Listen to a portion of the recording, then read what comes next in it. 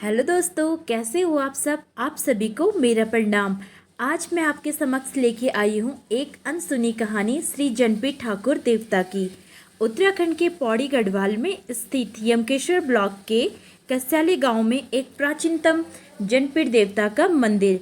कहा जाता है कि जनपीठ देवता शिव जी के अवतार हैं तथा उनके गण रूपी के रूप में यहाँ पे विराजमान है। जब माता सती हुई थी तब शिव जी के क्रोध से उत्पन्न हुए थे एक गण के रूप में जनपीठ ठाकुर, और इन्हीं को शिव जी का अवतार रूपी गण भी कहा जाता है।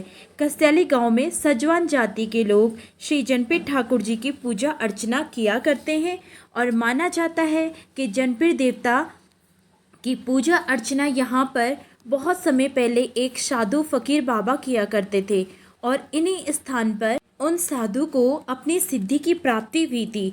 उनके पास एक अश्व भी हुआ करता था जिसके लिए उन्होंने अपने चरण से एक पत्थर मंदिर से नीचे परिसर की तरफ फेंका और कहा, यहीं तक मेरे अश्व का चरण रहेगा। तभी से सजवानों की भूमि मंदिर से उसी चरण तक स्थित है और कहा जाता है कि तभी से वो स्थान अश्व के चरण का स्थान बन गया। तथा इसमें एक रहस्यमयी ये कहानी भी छुपी हुई है कि मान्यता है कि कस्याली गांव में सजवान जाति के लोगों को ही उन साधु बाबा के संतान कहा जाता है।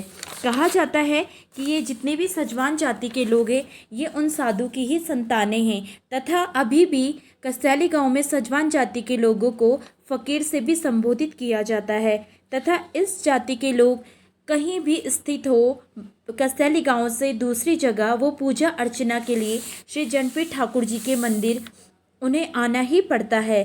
तथा इसमें एक रहस्यमयी कथा ये भी छुपी हुई है कि एक समय की बात है जब महात्मा स्नान करने के लिए जा रहे थे तो उनकी पूजा अर्चना के समय होने लगा और सुबह होने लग गई उनके जाते जाते ही। तब साधु महात्मा ने अपने हाथ पर स्थित जो उनका चिमटा था उसको 3 बार बजाया और उस स्थान पर जलधारा उत्पन्न हो गई।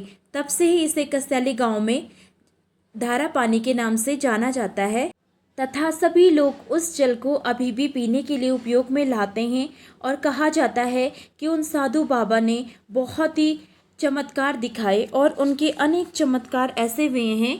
तथा इसमें एक मान्यता ये भी है कि जो भी श्रद्धालुगण या मनुष्य यहाँ पर जनपीठ ठाकुर से सच्चे श्रद्धा भाव से जो कुछ भी मांगता है श्री जनपीठ ठाकुर उसकी समस्त मनोकामनाओं को पूर्ण करते हैं तथा उन पर अपनी कृपा दृष्टि रखते हैं।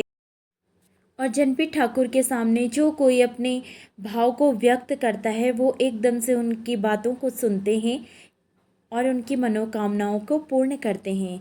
जय श्री जनपीठ। तो दोस्तों प्लीज़ बने रहे मेरे चैनल के साथ में। मैं दूसरी बार लेके आऊँगी ऐसी ही अनसुनी। जागर फेंके शिव के दासा देवी देवता है मलिकाता शिव को डमरू बाजो शिव को डमरू